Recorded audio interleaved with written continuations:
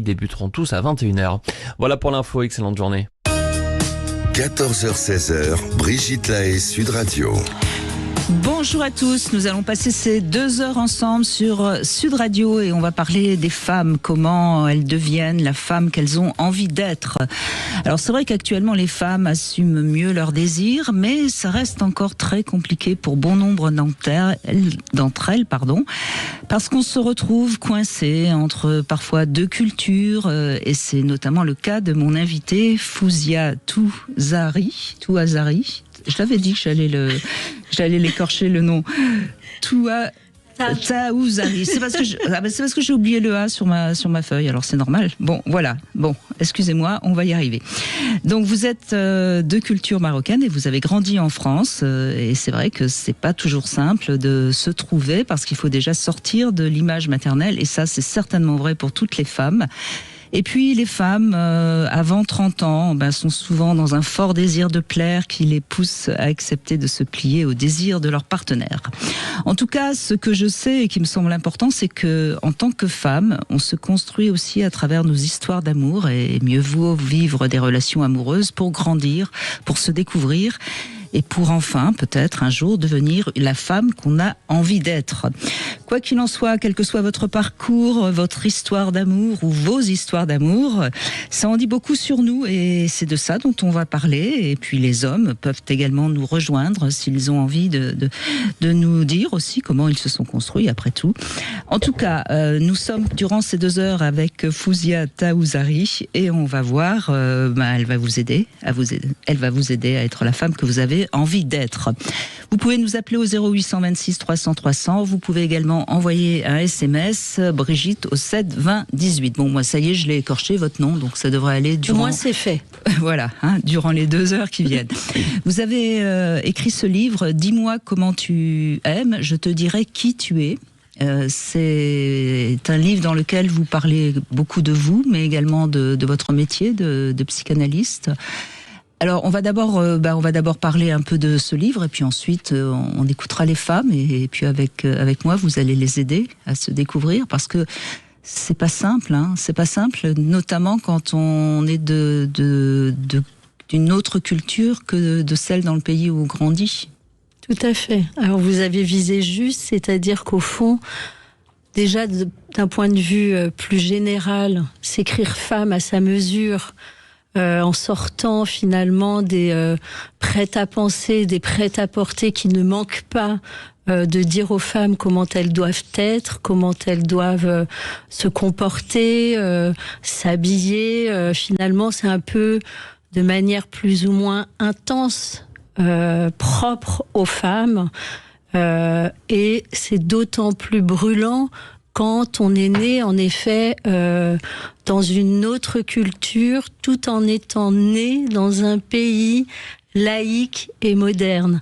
Et donc, c'est vrai que à travers cet essai qui porte sur l'amour, qui porte sur le désir, mais aussi sur la question féminine, qu'elle soit côté femme, voire même côté homme, j'ai trouvé très important de partir aussi de mes questions, de ce qui m'a amené au fond à vouloir écrire sur l'amour, et ce depuis de nombreuses années, puisque cet essai démarre en effet avec cet échange que j'ai avec ma sœur au moment de sa fin de vie, où la veille de sa mort, elle me parle d'amour et de rencontres amoureuses. Et donc, c'est d'ailleurs un des grands drames dont vous parlez dans le livre, la mort de votre sœur. Alors vous êtes d'origine marocaine, oui. Et puis vous avez donc vous êtes né en France et vous avez grandi en France. Mais ce que je trouve déjà très intéressant, c'est que votre mère est très gardienne de la tradition, comme vous l'écrivez dans le livre. Et on voit d'ailleurs beaucoup de femmes qui vont être des gardiennes de la tradition et qui, ce que disent aujourd'hui les jeunes néo-féministes, qui sont donc les complices du patriarcat en quelque sorte. Mais en même temps, dans votre enfance, vous avez une tante qui, elle, fait quand même un sacré pied de nez à la tradition. Tout à fait. Et c'est vrai que... Alors d'abord, pour revenir sur cette question des gardiennes de la tradition, au fond... On retrouve ça chez beaucoup de mères qui ont grandi dans la culture, dans la religion au fond, et d'autant plus quand il y a cette question de l'exil, où on change de pays, on change de culture, on change de langue, et au fond la seule chose sur laquelle on peut avoir une prise, c'est la tradition et donc ce qu'on a connu. Et donc on va perpétuer dans notre manière d'éduquer, surtout les filles, ce que elles-mêmes elles ont connu. Et donc, malgré elles, parfois, et même s'il y a des petites percées de rébellion par moment où on peut lire qu'au fond, elles auraient aimé être autre chose, c'est des choses sur lesquelles aussi on peut aussi avoir prise. Et au fond, dans cette... Mais est-ce que ça veut dire que de manière générale, et quelles que soient les religions d'ailleurs, la femme va rester quand même assez soumise aux traditions, peut-être plus que l'homme ? Disons qu'au fond, d'abord, l'homme, il est soumis d'une certaine manière, il est soumis à une manière d'être un homme. Un homme, c'est être comme ça. Mais bon, la soumission n'est pas de la même manière à se dire... Est-ce que ce ne serait pas parce que finalement le corps des femmes appartient à une culture, appartient à une société, puisque c'est elles qui vont faire ou pas des enfants d'ailleurs, la question se pose aujourd'hui. Et donc finalement... c'est encore plus important que les femmes restent fidèles à la tradition pour une société ? Vous avez visé juste en disant que c'est elles qui font les enfants d'une certaine manière et donc qui les éduquent. Et donc la tradition passe au travers de l'éducation. Oui. Et maintenir au fond comme ça les femmes dans la tradition, c'est perpétuer dans les générations futures la tradition pour qu'elle perdure. Et d'ailleurs, c'est souvent les femmes qui commencent une révolution. Tout à fait. Contrairement à ce qu'on croit. Tout à fait. Et au fond, quand on est dans la tradition, dans des familles traditionnelles où il y a cet apartheid couleur-sexe, j'ai envie de presque dire qu'on est féministe sans même le savoir. C'est-à-dire qu'on a conscience à travers son corps, à travers la manière dont il est vu, perçu, dompté, on perçoit ce qu'est la différence entre être un homme et être une femme. Et d'ailleurs, même dans notre culture française qui semble très libérée et qui libère beaucoup les femmes, on a encore toujours ce clivage entre les mamans et les putains, Tout à fait. quelque part. Et ça va certainement parler à beaucoup de femmes qui nous écoutent. Vous avez, vous, assumé votre envie d'être une femme désirante et désirable, puisque vous avez porté des tenues sexy, des hauts talons, etc., etc. Et vous l'avez parfois payé un petit peu cher, parce qu'on vous a souvent critiqué. Mais dans ce livre, vous racontez bien cette rébellion, ce parcours, cette émancipation et en même temps vous parlez beaucoup de désir, d'amour et c'est un livre qui peut aider certaines femmes qui nous écoutent peut-être à se libérer. Ça s'appelle Dis-moi comment tu aimes, je te dirai qui tu es. C'est aux éditions Payot et ça va être notre fil rouge durant ces 2 heures.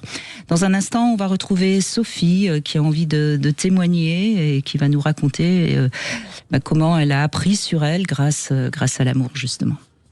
Sud Radio. Sud Radio. Parlons vrai. 14h-16h, Brigitte Lahaie, Sud Radio. Nous sommes aujourd'hui avec Fouzia Taouzari pour ce livre « Dis-moi comment tu aimes, je te dirai qui tu es ». C'est aux éditions Payot. Et on va essayer de vous aider, vous les femmes, à devenir la femme que vous avez envie d'être grâce à votre appel, bien sûr, au 0826 300 300. Et c'est ce qu'a fait Sophie qui nous rejoint. Bonjour Sophie. Bonjour Brigitte, bonjour à votre invité. Fouzia, on va y arriver, vous inquiétez pas. J'ai peur d'écorcher son prénom. Je vous comprends. Donc voilà. Okay. Bonjour donc. Bonjour Sophie. Oui, donc on parlait donc des relations qui nous ont menés à être ce que nous sommes maintenant, en gros. Je ne sais pas si je dois commencer par le plus vieux, l'adolescence, ou ce qui est un petit peu plus récent. Je sais pas comme trop. Vous le sentez. Allez-y. Bon, je vais commencer par l'adolescence, le plus vieux. Alors allez-y. Quand j'étais adolescente, en fait, j'avais la naïveté, que j'ai gardée quand même assez longtemps, d'aller vers des garçons qui collectionnaient les conquêtes amoureuses. Et puis je me faisais facilement tourner la tête par de belles paroles de jeunes hommes. Est-ce qu'aujourd'hui vous avez analysé pourquoi vous alliez vers ces hommes qui étaient donc des séducteurs, si on simplifie ? Oui. Oui, je pense le besoin d'avoir une image masculine entre guillemets qui s'occupe qui s'occupe de moi. J'avais besoin de reconnaissance masculine, je pense. Oui, je crois qu'il y a peut-être autre chose. Hein. Est-ce que vous aviez envie d'être sa préférée, par exemple? Pas forcément, mais j'avais envie d'être aimée, en fait. Oui, mais vouloir être aimé par quelqu'un qui papillonne un peu, ça cache quelque chose d'autre. Non, vous croyez pas? Qu'est-ce que vous en pensez, Fouzia? Alors déjà, merci Sophie pour ce début de témoignage.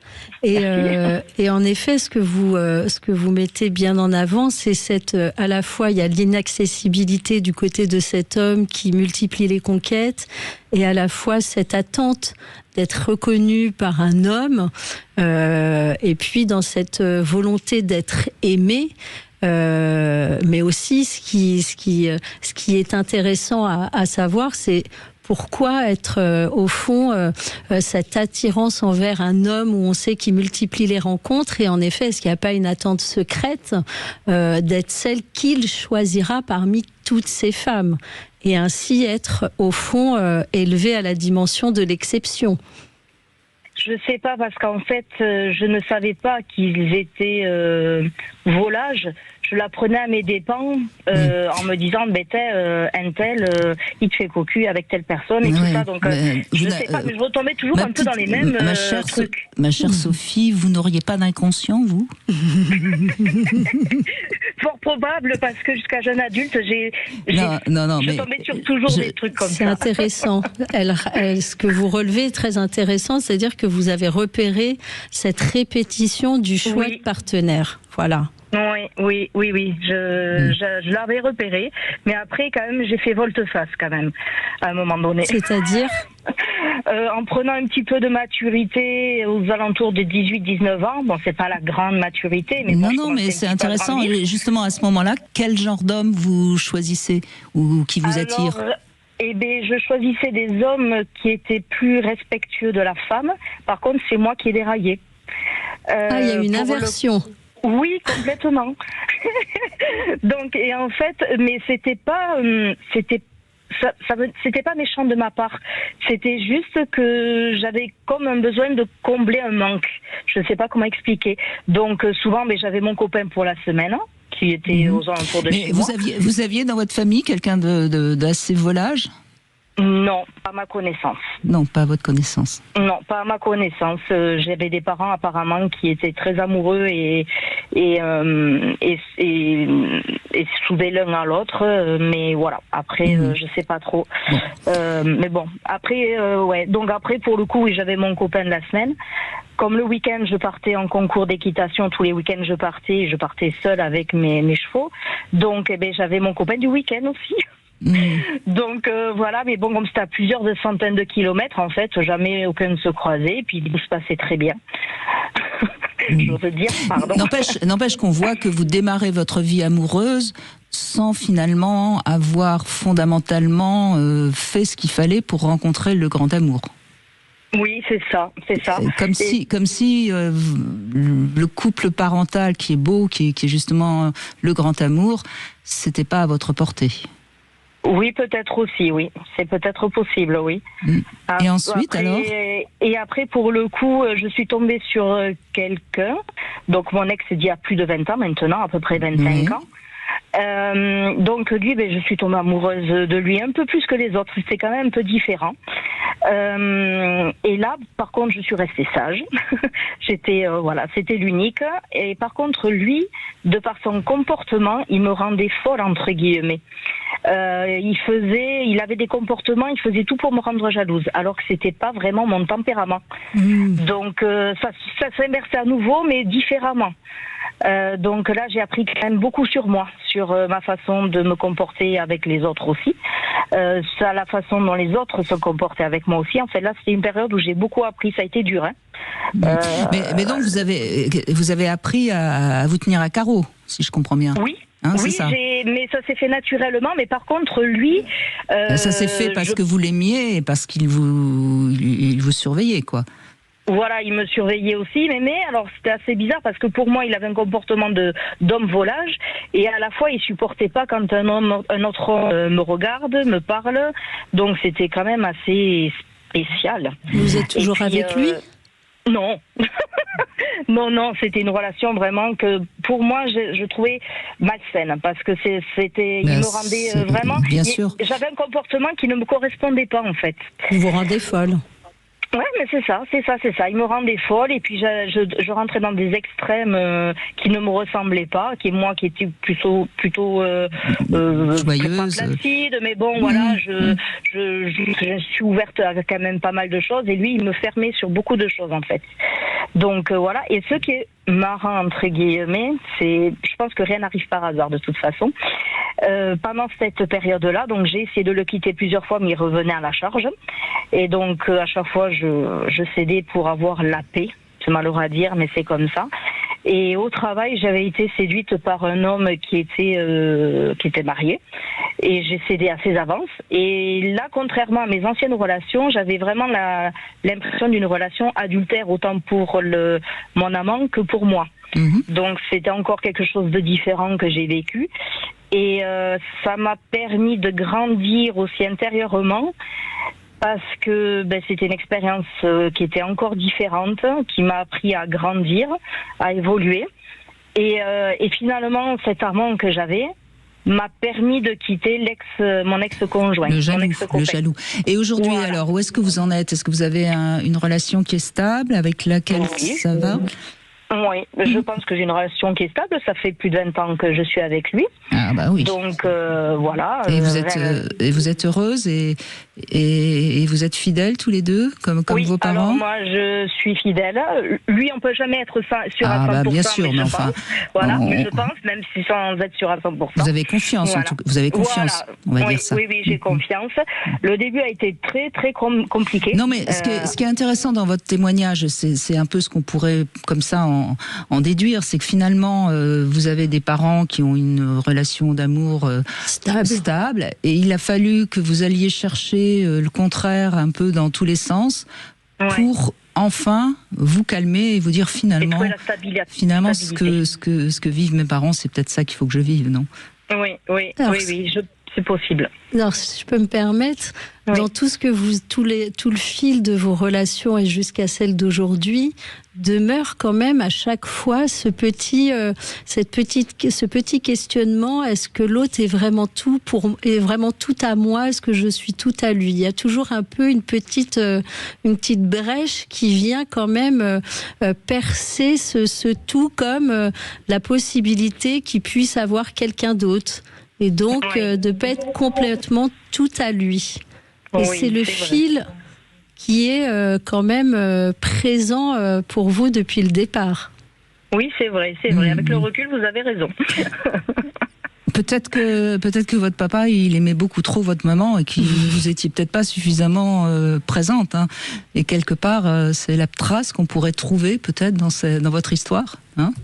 Je sais pas, c'est peut-être possible après. Mais vous attendez, il faut pas forcément chercher. Vous savez, Sophie, si tout va bien, tout va bien. Hein. Oui, non, mais ça c'est vrai. Après, c'est vrai que je reviens un petit peu en arrière, je suis issue de la seconde union de ma maman. Et le premier mari de ma mère, en fait, l'avait abandonné à ma mère. Il l'avait abandonné. Oui, le premier mari de ma mère a abandonné donc ma mère, mon grand frère et ma grande sœur. Donc ma mère s'est retrouvée avec ses 2 enfants et après a connu mon père, s'est mariée avec mon père et il m'a eu à moi et mon petit frère. Donc est-ce que sans vouloir, j'ai peut-être reçu la peur de l'abandon ou de chercher le lien de l'homme envers l'abandon que ma mère a eu par rapport à son premier mari, qui s'était répété parce qu'elle avait été abandonnée par son père aussi. Ça devient un peu compliqué tout ça. Hein. Non, mais... c'est très intéressant parce que c'est vous-même qui faites le lien, donc c'est plutôt authentique. J'ai fait mon cheminement aussi personnel pour comprendre pas mal de choses aussi. Donc j'y avais déjà pensé à tout ça. Et vous nous donnez la clé à la fin de votre témoignage, c'est malin, hein? Mais c'était pour vous mettre un petit peu de piment dans l'histoire. Hein, oui, pour nous tester, hein, Sophie. On va dire ça. Et aujourd'hui, vous avez le sentiment que vous ne risquez plus d'être abandonné ? On ne peut pas être sûr à 100% parce que je pense finalement que c'est... je vais grossir le truc, mais un petit peu ma plus grosse peur d'être abandonnée, que ce soit pour, mais on ne sait jamais qu'il part pour quelqu'un d'autre, abandonnée par le fait qu'il décède aussi, on ne sait jamais, ce qui peut arriver. Je pense quand même que ça reste un petit peu la blessure, sans réellement le vouloir, du savoir du pourquoi, du comment, même si j'ai ma petite idée. Mais oui, voilà, je pense que ça reste quand même la petite chose que je garde en tête. À un moment donné, quand c'est un peu trop présent, cette angoisse de l'abandon, aller en parler à quelqu'un, ça peut aussi permettre d'y voir un peu plus clair et de vivre quand même une relation un peu plus apaisée. Oui. Bon, après, c'est pas... au quotidien, je ne le... Ça vous travaille pas. Oui, non, mais je pense... Exactement. Ça reste dans un coin de tête, mais c'est pas quelque chose qui me rend malade. Ce que je voudrais juste vous dire, Sophie, et je crois que c'est quelque chose qui est important aussi, c'est que quand on a le malheur d'avoir l'autre qui décède, il nous abandonne pas. Oui. Vous voyez, ne mettez pas le mot d'abandon sur ce genre de situation, ça me semble important, ça. Oui, c'est vrai, vous avez raison. Et c'est ça qui peut-être trahit un petit peu votre peur d'abandon, en effet. C'est possible. C'est joliment dit. En tout cas, merci beaucoup de ce témoignage. Merci Sophie. Et on va continuer bien sûr avec vous. Si vous avez envie de parler à Fouzia Taouzari, n'hésitez pas à nous appeler au 0826 300 300. Pour l'instant, on fait une petite pause, mais on se retrouve avec le Love Conseil. Qu'est-ce que ça signifie la solitude à deux? On va jouer avec Lélo et vous pourrez peut-être gagner ce stimulateur clitoridien. Et puis ensuite, c'est Delphine qui va prendre la parole et qui va parler aussi de ses amours et de comment elle se sent en tant que femme aujourd'hui. Vous voulez parler à Brigitte Lahaie? 0826 300 300. Cette semaine, écoutez le Brigitte Lahaie Sud Radio, le Love Conseil. Eh bien, dans ce Love Conseil, on va parler de la solitude à deux, Fouzia Taouzari. C'est vrai que c'est terrible lorsqu'on est en couple et qu'on a ce sentiment de solitude qui s'installe. Et alors voilà quelques indices qui indiquent que la solitude se glisse entre vous. Alors déjà, le premier indice, c'est on se touche plus, on se prend plus la main, même les regards sont des regards, j'allais dire basiques. Il n'y a plus ce vrai regard qu'il peut y avoir dans un couple qui va bien. Ensuite, les conversations deviennent pratiques, utilitaires. On n'échange plus sur des sujets profonds. On va parler du quotidien. Et puis ensuite, il y a le téléphone qui parfois se glisse entre les deux. Vous êtes d'accord? Tout à fait. Et puis là où ça commence vraiment à être embêtant, c'est lorsqu'on préfère éviter toute discussion plutôt que de tenter un compromis, de tenter d'essayer de trouver un accord. On laisse l'autre continuer à parler et puis on n'écoute même pas d'une oreille. Et puis après, il y a plus de projets communs, plus de sorties plaisir ensemble, plus de rire. Et donc on devient deux colocataires. Et je pense qu'à ce moment-là, il est vraiment essentiel d'aller faire un bilan auprès de quelqu'un pour voir si vous avez la possibilité de rallumer la flamme ou si vraiment c'est fini. Vous êtes d'accord? Alors c'est très juste ce que vous dites parce que vous pointez vraiment du doigt au fond ce qui fait la faillite de l'amour quand on n'a plus le désir d'échanger avec l'autre, c'est-à-dire d'être en conversation avec l'autre. Et au fond, l'amour finit par s'éteindre par manque de paroles, par manque d'échanges. Et là est au fond la lâcheté dans le couple, c'est-à-dire qu'on préfère fuir, éviter la conversation, de peur d'avoir des reproches ou je ne sais quoi, mais au fond, c'est surtout une lâcheté envers son propre désir.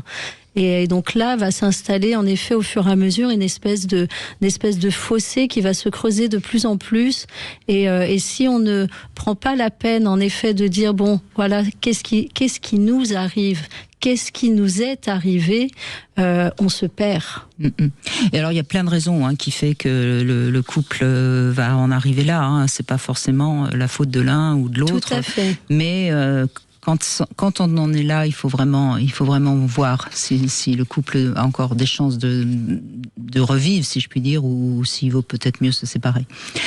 Alors, on va jouer avec Sud Radio pour gagner ce stimulateur clitoridien Scylla Cruise de la marque Lelo, et avec des différentes intensités de stimulation, évidemment. Vous envoyez dès maintenant Brigitte au 7 20 18 par SMS et l'un d'entre vous sera tiré au sort. Bonne chance à tous. On continue Fawza Taouzari avec Delphine qui nous rejoint. Bonjour Delphine. Oui, bonjour Brigitte, bonjour Fawzia. Bonjour. Alors, vous avez eu un premier mariage qui n'a pas été tout à fait le grand... Non, ça n'a pas été le grand amour. C'était pas en fait... moi, je me suis mariée très tôt, j'avais juste 20 ans. Pas encore 20 ans. Et lui, il avait 13 ans de plus que moi. Il avait déjà été marié, il avait déjà vécu. Moi, je n'avais jamais vécu avec quelqu'un. Et c'était mon premier, quoi, en fait. Mais vous étiez vierge ou... Oui. Oui, d'accord, oui. Donc, j'avais jamais vécu quelque chose d'autre avec d'autres hommes, quoi. Et qu'est-ce qui fait que vous vous mariez avec cet homme ? Je suis tombée enceinte. Ah, vous êtes tombée enceinte. Alors donc, vous n'étiez pas vierge le jour du mariage ? Ah non, puisque on s'est mariés, j'étais déjà enceinte. Oui, bien sûr. Oui. Mais c'était en quelle année ? En 90. Donc c'est bien ce qui me semblait. L'IVG existait et vous avez pas... Oui. Vous avez préféré, mais est-ce que c'est pas un jugement de ma part, hein, bien sûr. Non, mais je vais vous expliquer. C'était une décision difficile à prendre parce que je souffrais d'endométriose. Oui. Quand ils ont découvert que j'étais enceinte, je partais en clinique pour faire un curetage. Et là, le gynécologue a dit bon, on va quand même faire une échographie avant. Et là, en faisant l'échographie, il a vu que j'attendais. C'était 2 œufs en fait. J'en ai perdu un, mais j'en ai gardé un. Alors lui, c'était un choix. Il m'a dit bon, avec ton endométriose, de te faire avorter, tu risques de plus avoir d'enfants après. C'est vrai.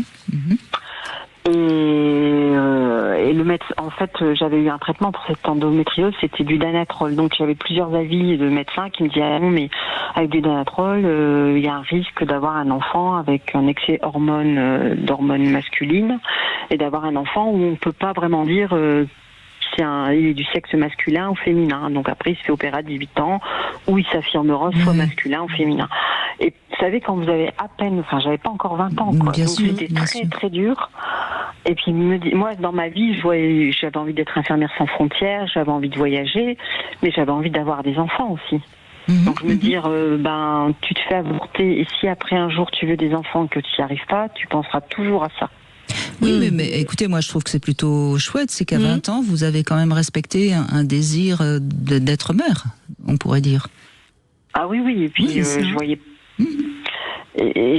Voilà, pour moi, et puis je pleurais, toute ma grossesse, ça a été difficile, parce que je me disais, mon enfant, il n'y a rien, parce qu'on m'a dit, si c'est un garçon, il n'y a pas de souci, mais si c'est une fille, il y a le risque de, justement, cet excès hormonal, et je me disais, mais mon bébé, il n'y a rien, mon bébé, il n'y a rien. En effet, j'ai eu une petite fille, qui a toujours été un peu poilue, qui avait une grosse voix. Alors souvent, quand j'avais mis en halte garde, on me disait, faut pas qu'elle pleure, parce qu'elle a une voix qui porte. Et inconsciemment, je repensais toujours à ça, quoi. Est-ce que c'était pas ce médicament qui avait joué quand même un peu Bon, voilà, ça a été... Et Finalement, j'ai une fille qui a 33 ans, qui est maman maintenant, et qui va très bien, et qui était vraiment fille. C'était très très féminine, et qui était vraiment fille. Donc quand vous nous dites ça, c'est très drôle, parce que ça fait penser à ces phrases que vous lui disiez quand elle était dans votre ventre, que mon bébé n'aura rien.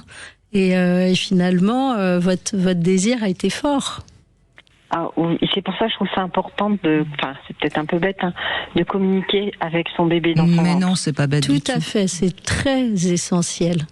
Et je vous remercie de votre témoignage, parce que on voit bien comment, à cause d'un événement dont on n'est pas beaucoup responsable, parce que vous avez fait l'amour avec cet homme, vous tombez enceinte, vous y êtes pas pour grand chose, mais comment ça peut transformer une vie. Tout à fait.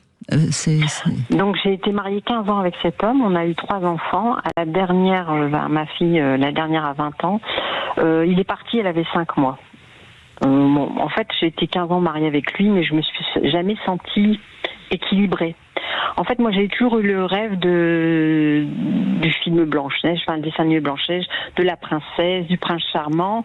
Et en fait, il s'est montré très prince charmant au début que je l'ai connu, mais une fois que j'ai été mariée, c'était terminé. C'était plus du tout un prince charmant. Ah. J'étais un homme égoïste. Les enfants, ça l'intéressait pas. Alors si, en apparence, devant les gens. Vous vous êtes marié très tôt au moment où vous l'avez rencontré. Finalement, vous le connaissez. Oui. Voilà. Finalement, c'est le mariage qui a... au fond, la relation, quand elle est devenue sérieuse, engageante pour lui, que s'est révélé à vos yeux, finalement, à qui vous aviez affaire, au-delà de la façon dont il s'est présenté la première fois à vous. Voilà, c'est pas ce que j'attendais ni ce que je pensais. Mais voyez Delphine, vraiment je trouve que votre témoignage est intéressant parce qu'on voit que même dans ces années-là où on croit qu'on se marie plus parce qu'on est enceinte, ça existe encore, quoi. C'est ça. Et ça existe certainement encore aujourd'hui. Et puis oui, c'est l'éducation aussi qu'on a eue. Moi, ma maman, elle avait 17 ans. Pareil, elle s'est mariée parce qu'elle était enceinte. Ah oui, donc il y a eu mais votre mère, il n'y avait pas encore l'IVG, je suppose. Non, il y avait la pilule, mais il n'y avait pas l'IVG. Et c'est intéressant le fait que vous releviez en effet que on est aussi pris dans, malgré nous, dans ce qui nous a aussi construit, dans ce qui a fait aussi notre histoire, et que parfois on ne répète pas, et puis parfois la répétition s'invite dans notre existence. Mais ce qu'on peut dire peut-être, Delphine, je ne sais pas ce que vous en pensez, Fouziata Ouzari, mais peut-être que justement parce que votre mère aussi s'est mariée parce qu'elle était enceinte, ça vous paraissait presque évident de vous marier parce que vous êtes enceinte. Oui, c'était comme ça. Sinon, vous auriez pu aussi toute seule faire un enfant toute seule, quoi. Vous voyez ce que je veux dire. À 20 ans, c'est difficile, hein. Et puis moi, j'avais pas les parents mais l'éducation pour. Je suis pas en train je suis pas du tout en train de dire que c'est pas ce qu'il fallait faire. Je dis juste que c'était finalement comme maman, quoi. C'était donc assez normal de le faire. De faire comme ça. Disons que dans ce que relève Brigitte et qui est très intéressant, c'est-à-dire qu'il y avait au fond, ce que vous évoquez, le fait que cet homme s'est révélé très vite égoïste, mais qu'au fond vous êtes quand même resté marié avec lui très longtemps et vous avez eu 2 autres enfants. Espéré. Voilà. Personne disait qu'il allait changer. Voilà. Lui, il avait toujours des excuses. Hein. Moi, j'avais juste 20 ans. Il avait 33 ans. Il me disait, oui, mais toi, tu es l'aîné de 4 enfants. Moi, j'ai 2 sœurs et un frère. On n'a pas été élevés ensemble. Et puis toi, tu sais faire avec les enfants. Moi, je sais pas. Ma mère était pas maternelle. Mes parents se sont séparés. Donc, la vie de couple, la première femme que j'ai eue, on n'est pas resté longtemps mariés. Il y avait tout le temps des excuses. C'est ça. Et moi, j'espérais, je me disais, il va faire des efforts. Donc, c'est vrai qu'il en faisait, ça durait 15 jours. Vous l'avez cru à chaque fois. Oui, même à la dernière, hein. Ma dernière fille, il y a beaucoup d'écart entre mes filles. Moi, il avait été se plaindre à des amis que je ne voulais plus d'enfants, que lui, il voulait un 3e, qu'il espérait avoir un garçon, qu'on allait faire construire, acheter une nouvelle maison. Enfin, il y avait plein de projets. Donc, je m'étais dit, bon, allez, on repart sur des nouvelles bases. Si j'ai bien compris, c'est lui qui part un moment, hein. Et qu'est-ce que vous en avez quand ma fille avait 5 mois. Et qu'est-ce que vous en avez retiré? Qu'est-ce que ça a changé dans votre très meurtrie parce que j'ai découvert quand j'étais enceinte de ma dernière qu'il y avait quelqu'un. Et ça m'a fait vraiment mal, Brigitte. Trahison, oui. Ah oui, là j'ai dit je ne donnerai plus jamais un enfant à un homme tellement que j'ai souffert. Mais malgré tout, je me suis accrochée à ce petit bébé parce que je disais à mon bébé, parce que c'était pas, de toute façon, c'était pas un papa. C'était pas un papa poule. Oui, vous vouliez dire, je voulais juste rebondir sur ce qu'elle vient de dire, cette petite phrase un peu anodine que je pense qu'elle a lâchée sans même trop savoir ce qu'elle était en train de dire. Je ne donnerai plus un enfant à un homme. C'est ça que vous avez dit? Oui. Et c'est très beau ce que vous dites parce qu'au fond, c'est comme si pour vous, avoir l'enfant était un cadeau que vous faisiez. On donne tout notre amour, c'est tout Voilà. Notre être entier qu'on donne. Et quoi. c'est au fond votre propre, dans ce qui vous échappe là, et ce que vous êtes en train de dire au fond, et ce qui est cette cicatrice et cette blessure qui vous reste suite à ces années de sacrifice au nom de l'amour. Au fond, c'est une manière, même si elle ne se énonce pas explicitement, c'est votre revendication féminine, ce que vous avez étouffé justement par amour pour un homme et sûrement pour être aimé de lui. Oui, vous avez raison de relever ça, Fouziata Ouzari, parce que combien de femmes justement se sacrifient parce qu'elles sont mères, parce qu'elles ont des enfants, et c'est toute la force de votre témoignage, Delphine. Je vous remercie, je vous remercie beaucoup. On va vous laisser Delphine. Là, même, mais je crois qu'aujourd'hui vous avez rencontré l'amour, donc on est ravis pour vous. Mais on va faire une petite pause et c'est Nathalie qu'on retrouve dans un instant et qui nous dira aussi comment elle a traversé sa vie amoureuse. 14h-16h, Brigitte Lahaie, Sud Radio. Nous sommes aujourd'hui avec Fouziata Ouzari avec ce livre « Dis-moi comment tu aimes ». Je te dirai qui tu es. C'est aux éditions Payot. Dans ce livre, vous racontez un peu votre propre histoire, votre émancipation féminine, absolument. Et puis, vous parlez aussi beaucoup du désir des femmes qui met souvent du temps à éclore. C'est rarement avant 35-40 ans que parfois... encore plus tard, oui. C'est vraiment un long chemin à conquérir. Eh bien, c'est pour ça qu'il faut lire ce livre, pour vous aider à le trouver, votre désir. Bonjour Nathalie. Bonjour Brigitte, bonjour Fouzia. Bonjour Brigitte. Nathalie. On va y arriver avec les prénoms. Bonjour Nathalie. Bonjour. Alors, on vous écoute, Nathalie. Écoutez, je vois qu'en tout cas il y a du bonheur sur l'antenne. Tout à fait. En ce qui me concerne, c'est un très beau titre de livre, et je vais fouiner pour aller sur les sites pour aller l'acheter parce que j'aimerais bien en savoir davantage. Alors, en ce qui me concerne, sincèrement, c'est un joli livre qui permet vraiment aux femmes de comprendre toute la complexité du féminin. Il est paru chez qui, du coup? Payot. Ah, Payot. Payot. Et pour ceux qui nous regardent, je montre le livre comme ça. Ceux qui nous regardent sur YouTube, on est très très nombreux à être regardés et c'est très très bien et je vous en remercie. Voilà.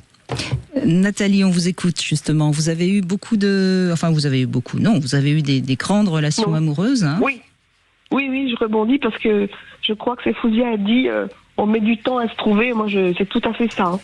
Je me suis trouvée vers 35-40 ans, pas avant, pour me poser, pour être posée, pour envisager une vie de famille, par exemple. Et je crois que j'ai eu 3 relations. En fait, j'ai fait le point. J'en ai eu une à 20, qui a duré 20-25. J'en ai eu à 30-35. Et la dernière, c'est mon mari.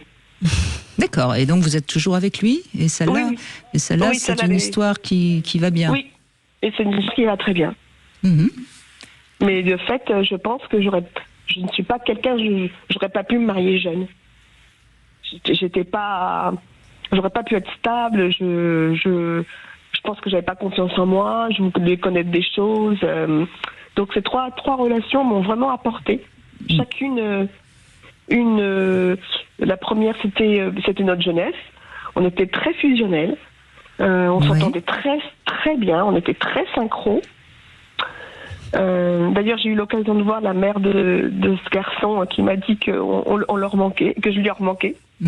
Bon. Donc c'était une relation un peu miroir, où vous vous êtes reconnus et donc vous ne faisiez plus qu'un, on peut dire ça. On ne faisait plus qu'un. Mais c'est pas mal pour démarrer. Moi, je trouve que c'est pas mal à 20 ans d'avoir une relation comme ça. Ça permet de sortir un peu du cocon familial. Ça permet de prendre un peu confiance en soi face à l'autre, face à l'homme. Non, c'est pas mal. De l'apprivoiser, de s'apprivoiser. Oui. Je pense j'ai eu beaucoup de chance en fait. Oui. Parce que j'ai toujours eu des garçons d'abord respectueux, intelligents en amour, élégants. Et j'ai eu de la chance, donc je suis bien tombée à chaque fois. Et le deuxième, alors, il était... Alors, le deuxième, j'avais 30 ans, donc là, j'avais fini mes études, j'avais passé mon concours, c'était autre chose. C'était, je n'allais pas dire le début de ma vie active, mais presque, parce que voilà, le temps d'avoir le concours. Et là, bon, c'était les voyages, les copains, l'éclate, pour beaucoup de fidélité, beaucoup d'intelligence en amour. Il fallait jeter son feu, comme on dit. Oui, mais bon, il y avait quelque chose qui ne collait pas. Ah. Non, je pense que il y avait ce petit quelque chose que je ne trouvais pas. C'était quoi que vous cherchiez? Peut-être un manque de, comment dirais-je, un manque d'impromptu, un manque de me faire des surprises, d'être un peu inattendu. Vous avez senti qu'avec celui-là, vous risquiez sur le long cours de vous ennuyer? Oui. C'est ça? Oui. Et donc le troisième qui est le bon, hein? Et oui, c'est le bon. Jamais 203, hein? Et alors celui-là... Oui, il me surprend bien. Hein. Oui. Ça va. va. Un peu trop, mais enfin bon, on prend quand même. On n'est jamais contente, Nathalie. Non, tout se passe très très bien. Et la maturité aussi a fait de se rencontrer un peu tardivement. Fait quand même qu'on réfléchit, on réfléchit à ce qu'on fait, on réfléchit au présent, à l'avenir. On voit pas les choses de la même façon. C'est très intéressant ce que vous dites. Moi, je vais rebondir par rapport à la première phrase que vous avez dite, que au fond, vous n'auriez pas pu vous marier à 20 ans. Parce que vous ne connaissiez pas assez de choses, vous n'avez pas assez vécu, etc. Et c'est plutôt très sain, d'une certaine manière, parce qu'en effet, rencontrer l'autre, quand on ne se connaît pas soi-même, s'engager avant de se connaître vraiment soi-même ou avant de connaître l'autre, c'est quand même un pari, l'engagement, comme toute rencontre amoureuse. Et vous le dites très bien, c'est-à-dire qu'à partir du moment où on se connaît un peu plus, qu'on s'est un peu cogné à la vie, cogné à l'autre, on apprend aussi à travers l'autre à se découvrir. Et au fond, quand on s'engage aussi en sachant ce qu'on veut, ce qu'on ne veut pas, avec un peu plus de connaissances sur soi. Et on voit bien que pour vous, ça a été un long cheminement pour pouvoir vous apprivoiser et apprivoiser ce que vous vouliez et ce que vous ne vouliez pas également. Enfin, d'en connaître, d'en savoir un peu plus. Je pense pour m'apprivoiser, ça c'est évident. Voilà. Oui, j'ai un peu tout feu tout flamme par moment. C'est beau aussi. Oui, absolument, je l'ai toujours. Mais l'engagement, c'est un vrai challenge qui comporte des responsabilités et je ne me sentais pas. Voilà. Et celle que j'ai maintenant, je l'ai garantie à 100%. Donc voilà. Il vous fallait être sûr. Ah oui, absolument. On n'est jamais sûr de rien. Mais je voulais un maximum de garantie, mais même par rapport à moi-même. Hein. C'est ça, c'est surtout un engagement vers vous-même, en effet. Absolument.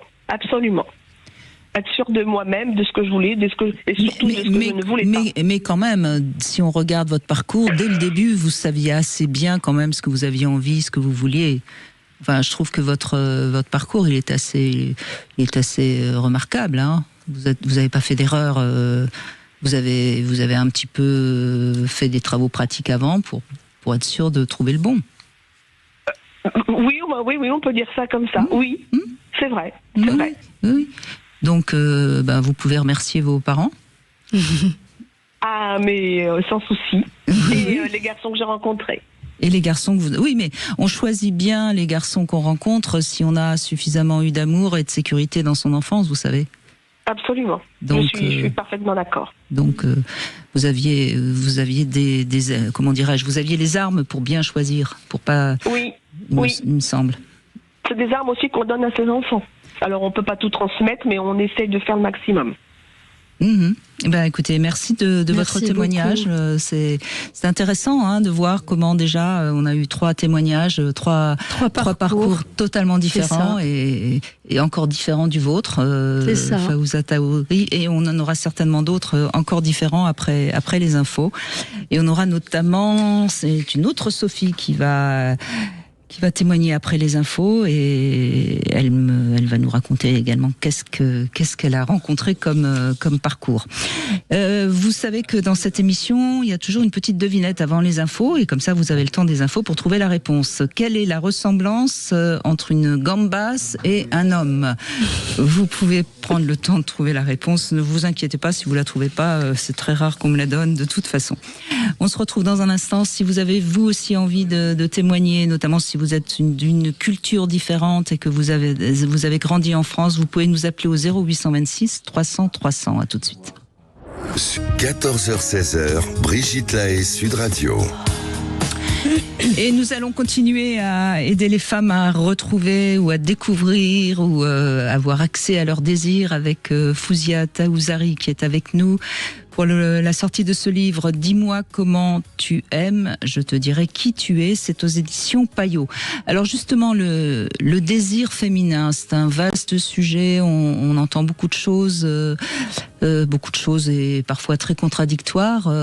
C'est vrai que c'est pas si simple pour les femmes, d'abord de le découvrir, leur propre désir, et ensuite de le maintenir. Qu'est-ce que vous avez, vous, envie de dire particulièrement à celles qui nous écoutent?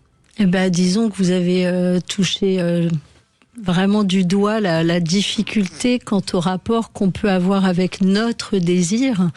Et cette idée commune qui pourrait confondre désir et plaisir, ce qui n'est pas du tout la même chose, puisque le désir, c'est plutôt quelque chose qui est de l'ordre de l'action, qui est un moteur dans la vie, et au fond, qui est aussi insaisissable. On peut pas verbaliser le désir, on peut avoir des projets, etc. Et au fond, le désir, on le rencontre à partir du moment où on cède sur son désir. Et donc, quand on a des symptômes, quand on a des symptômes qui peuvent être de l'ordre de la colère, de la tristesse, du côté même de la déprime. Quand on est déprimé, c'est que justement on a cédé sur son désir ou que son désir est éteint. Et donc écouter nos symptômes, nos rêves, nos cauchemars, nos actes manqués, c'est se donner la possibilité de trouver la voie vers son désir. Ce que vous dites, Fouzia Taouzari, dans le livre, c'est que souvent trop d'amour tue le désir. C'est vraiment, je trouve, quelque chose de très féminin. Tout à fait, c'est-à-dire au fond de cette notion à la fois de vouloir être aimé et donc de vouloir plaire à l'autre, de répondre aux attentes de l'autre, et donc à ce moment-là, on n'est plus du tout dans son désir, on est même dans le sacrifice de son désir au nom de l'amour. Et le trop d'amour, à l'inverse, ça peut être aussi d'avoir un partenaire qui vous veut toutes, qui vous étouffe du coup, et que le désir ne peut advenir que s'il y a du manque. Vous racontez d'ailleurs une anecdote sur laquelle je reviens parce que bon, vous êtes d'origine marocaine, on sait que il y a la culture du voile dans votre culture, et de cette femme qui porte le voile pour être toute à son mari, et le jour où elle découvre qu'il est infidèle, je crois que c'est ça. Oui. Elle jette le voile. C'est ça. Et c'est très symboliquement, c'est très fort. Alors déjà le symbole de le retirer. Quand elle découvre les infidélités de son mari, et donc il y a une séparation, etc., ce geste, au fond, à lui-même, il est une revendication féminine. Et aussi, il dévoile, pour garder la thématique du voile, il dévoile aussi les raisons pour lesquelles elle a accepté de porter le voile. Par amour. Mais au moment où elle est trahie, où elle n'est plus l'exception qu'il disait qu'elle était pour lui, quand elle découvre le mensonge, qu'elle n'est plus cette exception, elle ne peut plus, au fond, se voiler par amour pour lui, parce que c'était pour lui qu'elle le faisait et non pour elle-même. C'est très intéressant sur le plan du symbole, évidemment. Alors, vous avez eu le temps de réfléchir à ma devinette. Quelle ressemblance entre une gambasse et un homme? Vous n'avez évidemment pas la réponse. Il y a plus de queue que de tête. C'est bien connu entre la gambasse et l'homme, évidemment. Bon, Sophie, excusez-moi, je vous ai fait un petit peu attendre, mais je trouvais que c'était bien de revenir un peu sur ce livre. Dis-moi comment tu aimes, je te dirai qui tu es, aux éditions Payot. Alors, Sophie, on vous écoute. Alors, bonjour Brigitte, bonjour Fouzia. Bonjour Sophie. Alors, tout d'abord, j'ai beaucoup aimé votre définition du désir. Et je vais prendre en revanche le contre-pied de ce que vous dites quand vous parlez de ce qui fonctionne et ce qui ne fonctionne pas en général, hein, dans le couple. Mais d'abord, je vous donne un petit peu de quelques détails sur mon parcours. Allez-y. Alors, j'ai eu un parcours un peu compliqué, inceste dans mes jeunes années, etc. Donc, un parcours très chaotique avec un peu parsemé de très mauvais choix de ma part, donc des relations qui allaient dans le mur, voire des relations dangereuses, voilà. Ça s'est calmé le jour où j'ai été en mesure peut-être de prendre ma première décision un peu éclairée, c'est-à-dire que j'ai rencontré un homme qui me plaisait et je me suis mise avec lui et ça a fonctionné, on a eu un enfant, mais bon, c'est un homme qui avait des problèmes d'alcool et ça n'a pas tenu dans la durée. S'il n'avait pas eu ce problème-là, on serait restés ensemble, je pense. Donc on a divorcé et là j'ai conservé une trajectoire saine, disons, où j'ai fait des rencontres, je me suis inscrite sur des sites de rencontres, mais je n'ai pas cédé à l'impulsion que j'avais avant, c'est-à-dire de rencontrer quelqu'un qui n'allait pas me convenir et d'y aller quand même et après de m'en mordre les doigts. Donc ça j'ai mis le haut là très très rapidement. Je me suis un peu découragée jusqu'à ce que je rencontre l'homme de ma vie. Ça dure depuis 15 ans et demi et je pense que ça va continuer. Et j'ai tiré une grande leçon de ce parcours-là, c'est-à-dire que quand on est dans une spirale d'autodestruction, on a l'impression que tout nous tombe dessus. On n'a pas de chance, on rencontre les mauvaises personnes, comment font les autres pour ne pas tomber dans ces pièges-là. Et je me suis rendu compte que, en fait, les relations ne nous tombent pas dessus. Ce ne sont pas des fatalités que nous rencontrons, ce sont des choix inconscients que nous faisons et qui nous mènent justement à choisir. Ouais. J'aime bien ce que dit Jean-Charles Bouchou sur ça. Il dit c'est exprès qu'on rencontre des gens qui vont nous obliger à nous responsabiliser, à enfin nous respecter. Est-ce que ça vous parle, ça ? Alors, pas du tout, parce que moi, j'ai plutôt rencontré des gens, enfin, pendant longtemps, j'ai rencontré des gens qui m'incitaient plutôt à m'autodétruire. Oui, jusqu'au jour où vous acceptez jusqu'au jour où vous dites, ça suffit, je vais me respecter. Et donc, dans ce que vous dites, qui est très intéressant, c'est qu'au fond, il y a un moment, il y a une décision que vous prenez. C'est ça. Il y a une décision de dire, au fond, ça suffit. C'est ça, et je pense que ce qui est très important aussi, c'est que alors c'est un long parcours de prise de conscience de ce qui s'était passé dans mon enfance, etc. Parce que ça m'a pris très longtemps à comprendre et à assimiler. Et ce que je trouve essentiel, parce que j'ai remarqué que ça ne se passe pas comme ça pour tout le monde, et j'ai même des exemples dans mon entourage. Il y en a qui ont la tête dure, Sophie. très.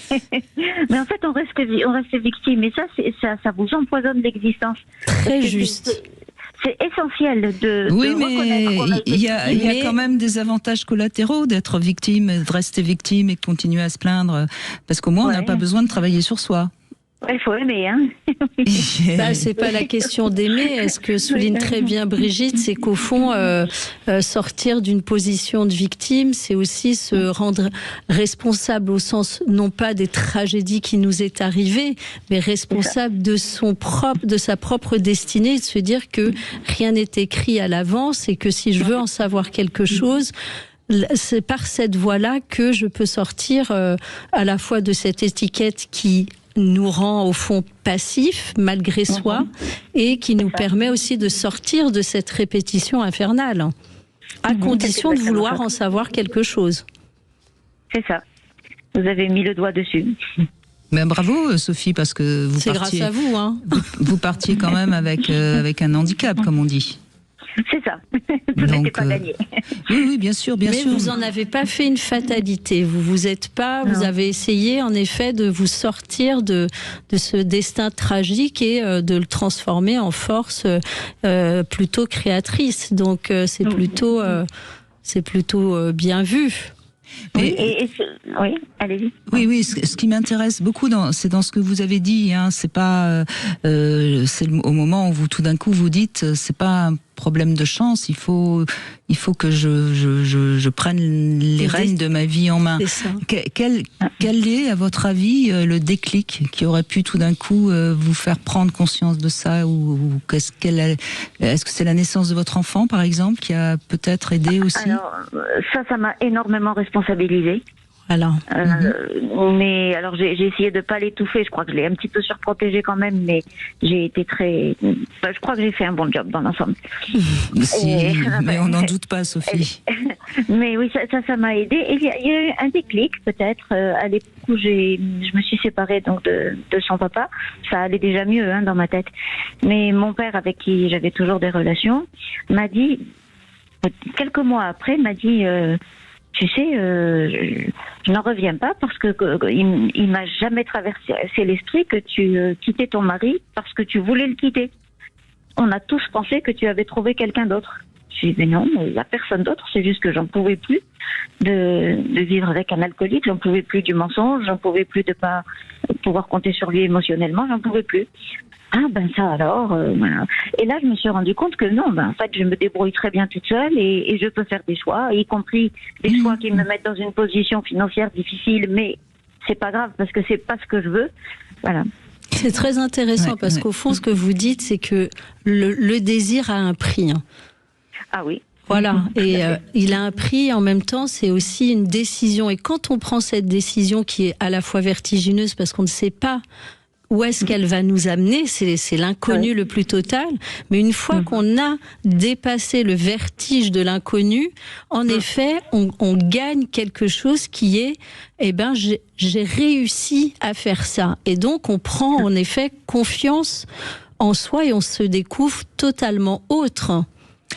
Et on pourrait même dire la liberté aussi a un prix. Parce que c'est ce qu'on entend aussi, un désir, liberté, quelque part. Tout à fait.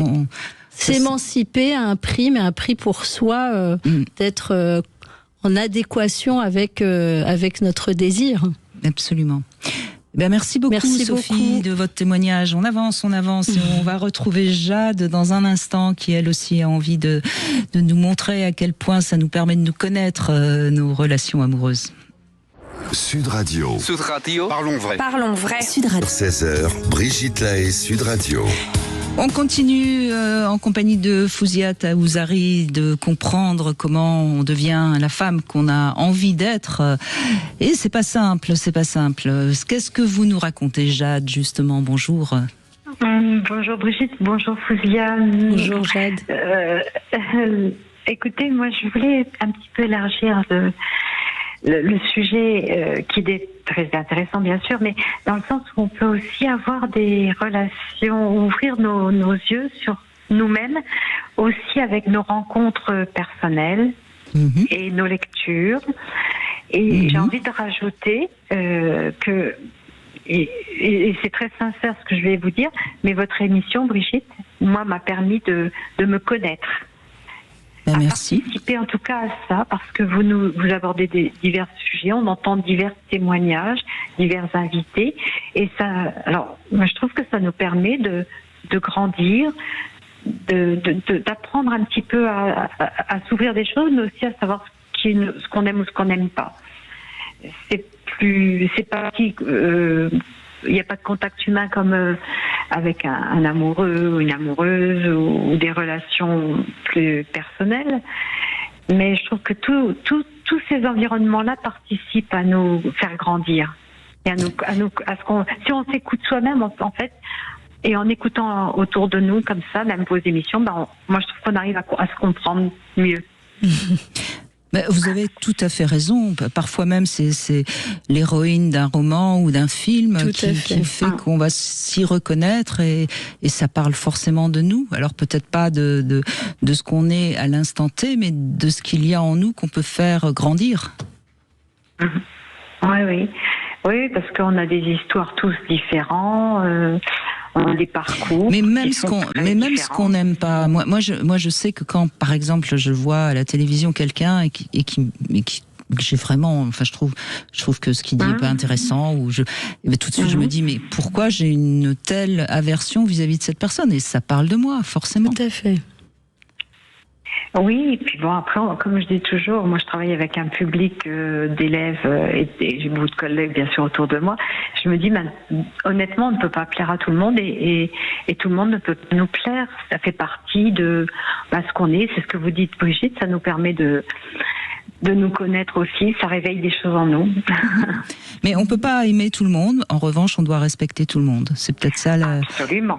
Non, je me doute bien que vous êtes d'accord avec moi, mais oui, c'est une priorité. Oui, mais c'est important parfois de le rappeler, parce que quand on a du mal avec quelqu'un, que ce soit parce que dans le domaine professionnel, malheureusement, bon, en amour encore, on peut faire nos choix et on peut partir aujourd'hui. Mais dans le domaine professionnel, on peut parfois être face à quelqu'un qui nous insupporte, mais il faut essayer de comprendre en quoi il nous insupporte. Qu'est-ce que ça touche en nous? Et c'est très intéressant, parce qu'au fond, ça rejoint ce sur quoi vous avez démarré, c'est-à-dire qu'au fond, dans la rencontre avec l'autre, on se découvre aussi soi-même, et donc on peut découvrir aussi soi-même au travers de choses qu'on ne pensait pas du tout être, qu'on ne pensait pas du tout réagir face à des propos de quelqu'un ou même à la présence de quelqu'un, et en effet ça vient dire quelque chose de nous qu'on ignorait, parce qu'au fond on reste une énigme pour nous-mêmes, on n'est pas transparent à nous-mêmes, et au fond c'est vrai que quand on lit des choses, quand on écoute des choses, ça nous ouvre des perspectives au-delà de ce qu'on peut imaginer, et on peut toucher du doigt un peu différentes facettes de ce qu'on peut être, de nous-mêmes, qu'on ignore. Oui, et sans orgueil de ma part, mais je trouve qu'il faut quand même avoir une certaine intelligence pour avoir ce que vous dites, et moi je le partage, ce que vous dites. Donc, mais il faut avoir cette capacité de s'interroger soi-même et d'être ouvert. Je pense que c'est une chose que moi j'ai découverte au fur et à mesure des années.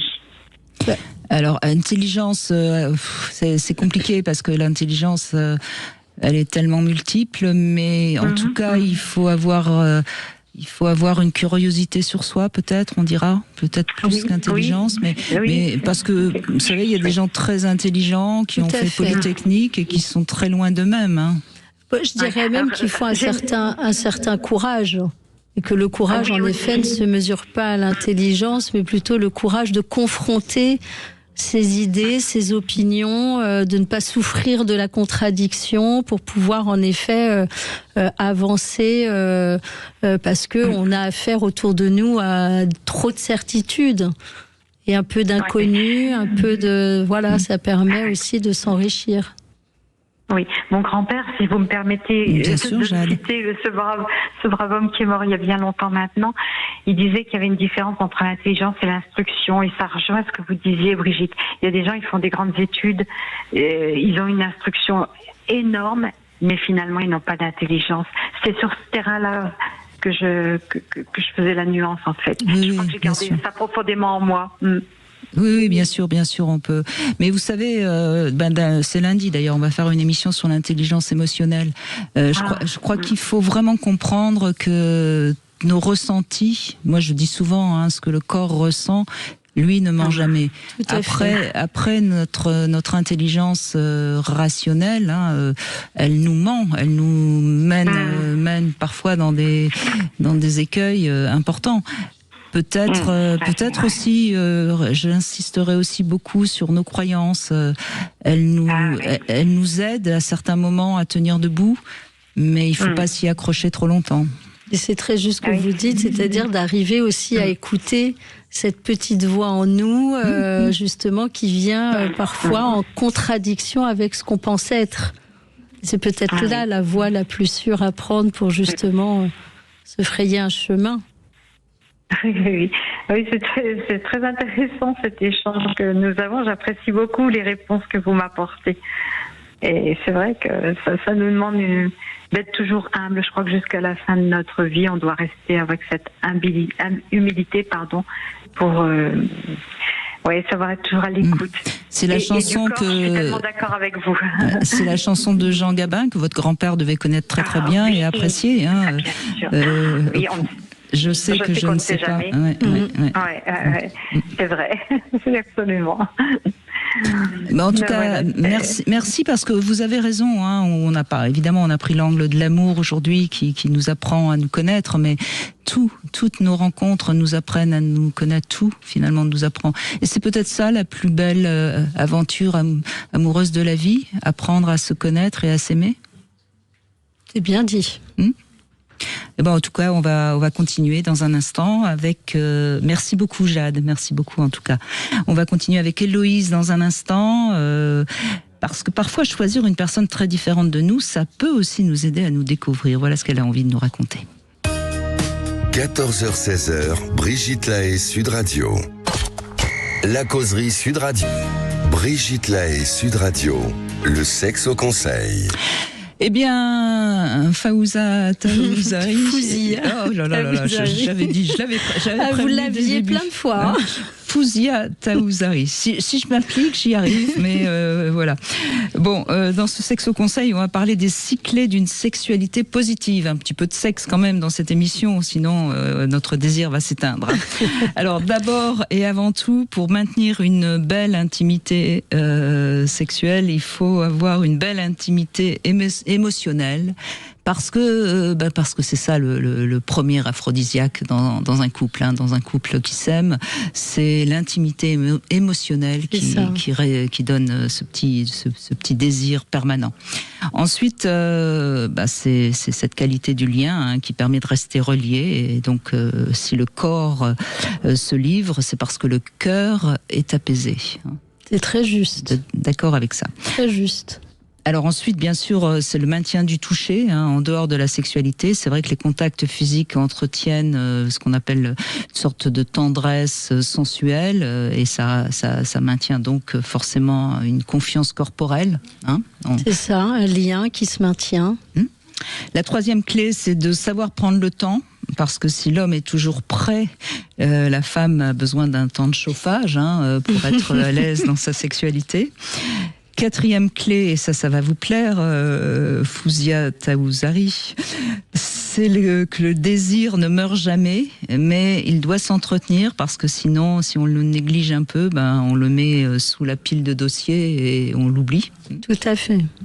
Cinquième clé, la sexualité, comme le reste, ça s'apprend. On devient meilleur avec plus d'expérience et de connaissances. Il ne faut pas oublier que ça s'apprend aussi, la sexualité. Tout à fait. Il ne faut pas croire que ça y est, on est très très bon et qu'on peut... Rien n'est garanti.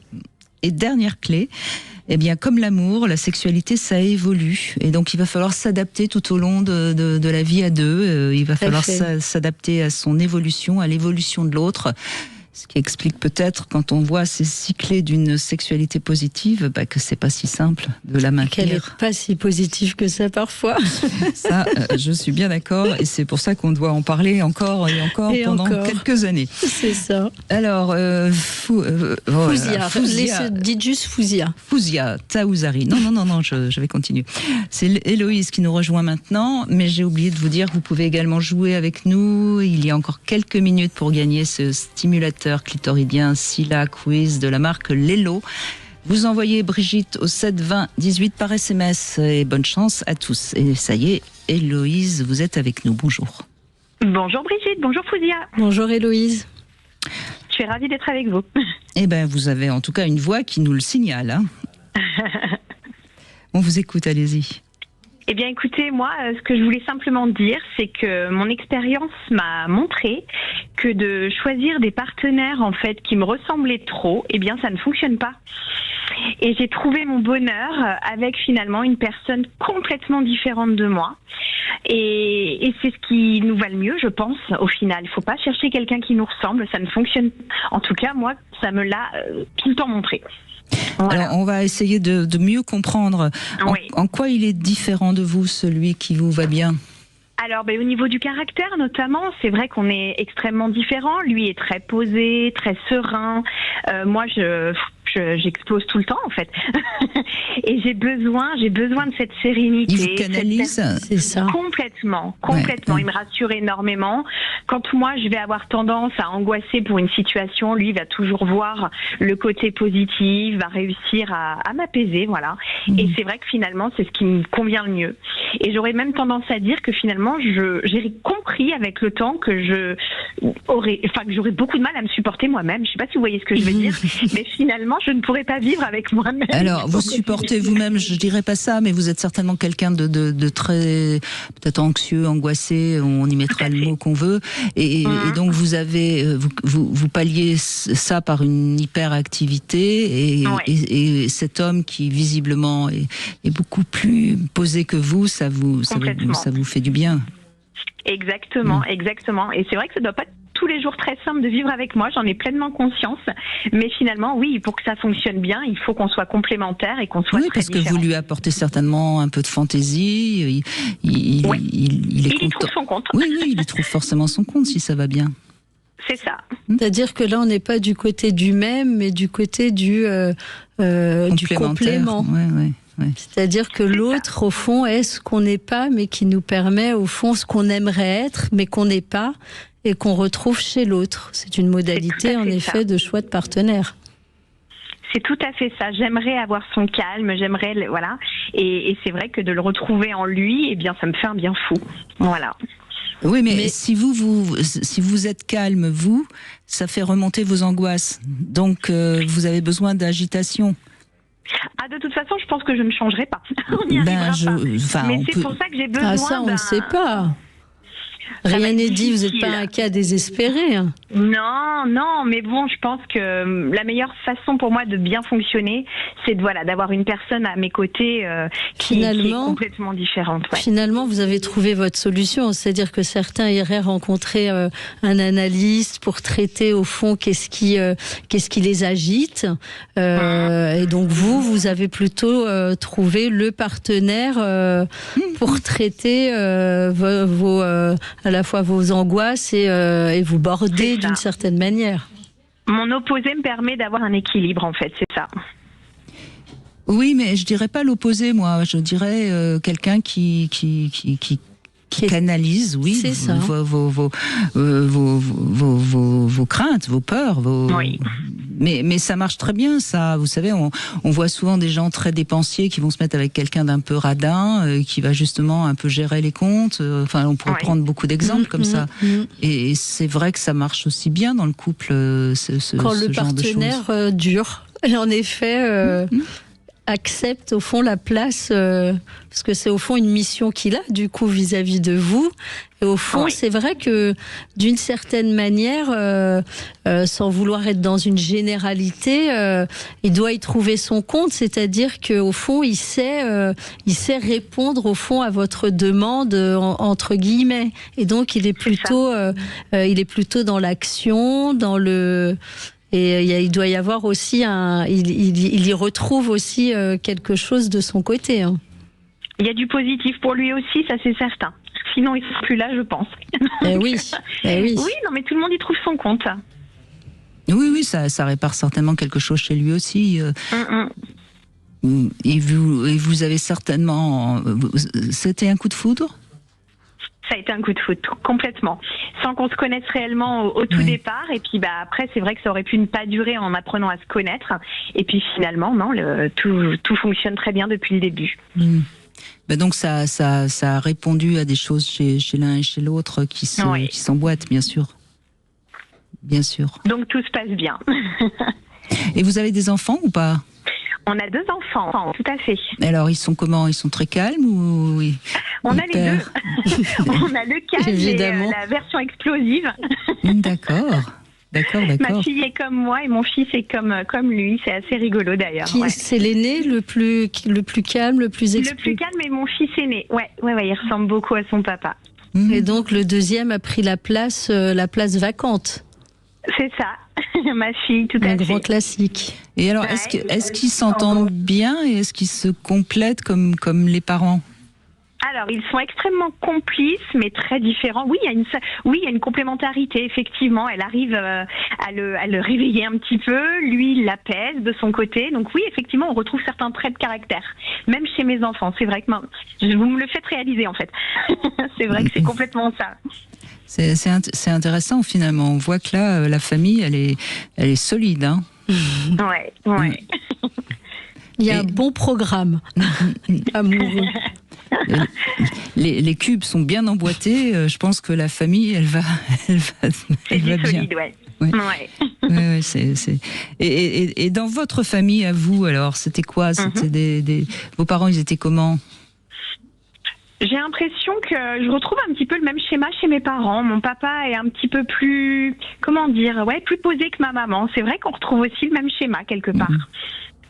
C'est intéressant parce qu'il y a une théorie, bon, ça vaut toujours ce que ça vaut les théories, mais il y a une théorie qui dit toujours que la mère, si elle est un peu angoissée, elle produit souvent des enfants un peu angoissés, et visiblement, votre maman était un petit peu comme ça. Hein. Ça se répète, oui. C'est pas faux, oui. Et votre fille aussi, mais bon, c'est pas grave. Hein. Quand on a, enfin, ce qui est embêtant, c'est si vous étiez déprimée, dépressive, parce que ça, c'est vraiment très compliqué. Ouais. Mais être un peu agité, c'est rigolo aussi. Hein. Tout à fait. Et puis vous avez une voix qui est tellement joyeuse qu'on va. On va pas plaindre votre mari. Hein. Ah non. Je vous remercie en tout cas. Merci pour votre témoignage. Merci du témoignage en effet. Et il est déjà temps de conclure dans un instant et on va être avec Sarah qui est peut-être en train d'être dans une relation qui se termine et qui a besoin peut-être d'en parler avec nous. 14h-16h, Brigitte Lahaie, Sud Radio. Dis-moi comment tu aimes, je te dirai qui tu es. C'est le livre de Fouzia Taouzari qui est avec nous. Vous êtes psychanalyste, vous êtes psychologue clinicienne. Ah ben non, si psychanalyste aussi. Vous avez les deux casquettes, ce qui est pas toujours la même chose d'ailleurs. Hein. Tout à fait. Les gens ne font pas bien la différence. Psychologue clinicienne, c'est universitaire, diplôme universitaire de 5 ans, et puis psychanalyse, c'est plutôt une formation sur le divan, c'est-à-dire qu'on est d'abord analysant et après des années d'analyse et puis de formation, on devient analyste par ces formations de l'inconscient. C'est pas une formation universitaire. Ça n'a rien à voir. Et d'ailleurs, c'est pas du tout la même manière de traiter le patient. Hein. Ça, c'est aussi important de le dire. Il y a des personnes qui vont plutôt avoir besoin d'un thérapeute, parfois même cognitif, et puis parfois. Mais aller en analyse, ça demande évidemment beaucoup d'élaboration, et c'est toujours bien aussi de rappeler que la psychanalyse ne prétend pas guérir, elle prétend aider à se découvrir. Hein. Alors disons que c'est très juste ce que vous dites, c'est-à-dire que la psychanalyse au fond c'est faut qu'il y ait d'abord une croyance en ce qui nous arrive, c'est-à-dire que ce qui nous arrive dit quelque chose de nous qu'on ignore, et donc on va aller voir un psychanalyste pour découvrir cette part ignorée de nous-mêmes, retrouver un pan de notre histoire censurée, et en effet de surcroît, du fait de gagner au fur et à mesure un savoir insu de nous-mêmes, la guérison survient, mais elle n'est pas de départ. Mais elle arrive à un moment donné, c'est-à-dire c'est de l'ordre d'un certain apaisement, on repère très vite les choses que jusque-là on répétait dans l'ignorance la plus totale, on cerne un peu plus ce qu'on ne veut plus, et donc on est un peu plus allégé au fond de nos pathos, notre héritage, etc. On est un peu plus proche de soi-même, et c'est ce que vous racontez beaucoup dans ce livre. Dis-moi comment tu aimes, je te dirai qui tu es. Tout à fait. Sarah, merci d'être avec nous. C'est avec vous qu'on va conclure. Bonjour. Oui, bonjour. Bonjour Brigitte, bonjour Fouzia. Je suis ravie d'être avec vous. Nous aussi, on est ravis d'être avec vous. Oui. Je vous contactais parce que ça fait plusieurs fois que j'entends vos émissions autour du couple et la prise de conscience de soi aussi dans le couple. Et c'est ce dont je prends conscience dans une relation qui se termine, qui semble en tout cas se terminer. Et je trouve ça bien dommage que ma prise de conscience soit arrivée bien trop tard, même si je me rends pas coupable non plus de l'échec de notre relation, mais en tout cas je pense que j'y ai beaucoup contribué aussi, même si les 2 premières années ont été merveilleuses, et ensuite il y a eu beaucoup de difficultés dans ma vie personnelle, notamment un épuisement professionnel, des deuils qui ont fragilisé aussi notre relation et fragilisé aussi ma confiance en moi-même, et qui a ébranlé notre relation forcément, parce que Alors, votre confiance en vous-même, mais est-ce que vous vous êtes senti un peu épaulé ou pas vraiment ? Oui. Il m'a beaucoup accompagné, épaulé, et je lui reconnais une grande patience aussi. Même si je lui ai fait effectivement beaucoup de remarques où parfois c'était des remarques peut-être sous la forme de reproches et ça a fini qu'il prenait tout ce que je pouvais lui dire en reproche, malheureusement. Voilà, même s'il avait ses défauts, des choses que je pouvais lui reprocher, mais en fait, je pense que j'en demandais aussi beaucoup parce que quand j'ai perdu notamment ma mère, j'étais totalement déboussolée et je me suis beaucoup raccrochée à mon couple et à lui parce qu'il a été aussi très très rassurant et très réconfortant au début de notre relation et du coup je me suis totalement laisser aller à ce que lui prenne soin de moi. Mais c'est ça. Ça, c'est un point important, si je peux me permettre de vous couper, parce que vous semblez beaucoup culpabilisé. Mais vous avez traversé en effet des tragédies et ces tragédies au fond elles nous fragilisent et peut-être que ce que vous repérez, que vous dites entre les lignes et que je me permets de vous indiquer, c'est qu'au fond vous vous êtes peut-être trop reposé sur lui pour vous sortir de cette souffrance liée au deuil. Et alors je ne sais pas si vous avez été justement consulté pour pouvoir traiter ça en dehors du couple et trouver des ressorts qui vous sont propres ou pas. C'est un peu la question que je me permets de vous poser. Oui, j'ai été accompagnée à ce moment-là, effectivement. Oui, mais voyez-vous, j'aime bien parce que Fouzi a raison, vous culpabilisez beaucoup, mais lui aussi, il a sa part de responsabilité parce qu'il a voulu vous aider peut-être plus que ne doit le faire un partenaire, voyez. À un moment donné, vous allez très très très mal. Sans doute que vous étiez à deux doigts d'être en dépression. À ce moment-là, c'est un psychiatre qu'il faut voir. C'est pas lui qui peut vous aider à remonter, voyez. Oui, mais j'étais accompagnée effectivement par une psychiatre à ce moment-là aussi. Aussi, oui. Oui. Bon. Mais en tout cas, par rapport... Pardon, peut-être vous vouliez dire... Non, allez-y, Sarah. Par rapport au fait de prendre conscience de ce qu'on est, moi, c'est vrai qu'il m'a quand même aussi beaucoup bousculé sur mes envies, sur la façon dont on voit le couple dans la société. Et moi, j'ai pas du tout pris le chemin de la vie qu'on voulait m'offrir, me proposer. On était dans un schéma, on se marie, on a un enfant, en plus dans une famille assez pieuse. Moi, j'ai pas du tout pris ce chemin-là et je pense qu'inconsciemment, j'étais toujours tenue par ça. Et aujourd'hui, je me rends compte que le mode de vie que lui aimerait, alors il a déjà vécu en couple et il s'est rendu compte que vivre ensemble c'était compliqué et il m'a amené en tout cas vers cette vie chacun chez soi et je commence maintenant à l'apprécier parce que j'arrive à vivre maintenant pour moi-même et pas qu'à travers le couple. Donc ce que vous êtes en train de dire au fond, c'est que le couple n'est pas terminé, mais que vous avez trouvé, en tout cas par son bien, inventé une nouvelle modalité d'être ensemble qui est au fond ensemble mais chacun chez soi. C'est ça, en tout cas c'est ce que j'ai essayé de lui proposer pour l'acter, mais... moi j'ai quand même, écoutez Sarah, j'ai quand même l'impression que dès le départ, il y avait deux projets de vie assez différents. C'est-à-dire que vous vous êtes rencontrés, vous étiez certainement très amoureux, vous avez passé 2 ans d'amour fou comme c'est le cas, hein, quand on est dans la passion, les 2 premières années c'est tout beau, tout flamme. Et puis vous aviez une envie de famille, de couple basé quand même sur une culture religieuse, c'est ça que j'entends. Et lui finalement n'avait pas très envie de ça. Alors moi justement je prenais pas du tout ce chemin-là, je prenais justement pas le chemin d'une famille. C'est lui qui voulait une vie plus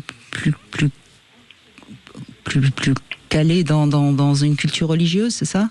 Non, pas du tout. Non, au contraire, lui, il est très libre. Justement, c'est quelqu'un d'assez nomade.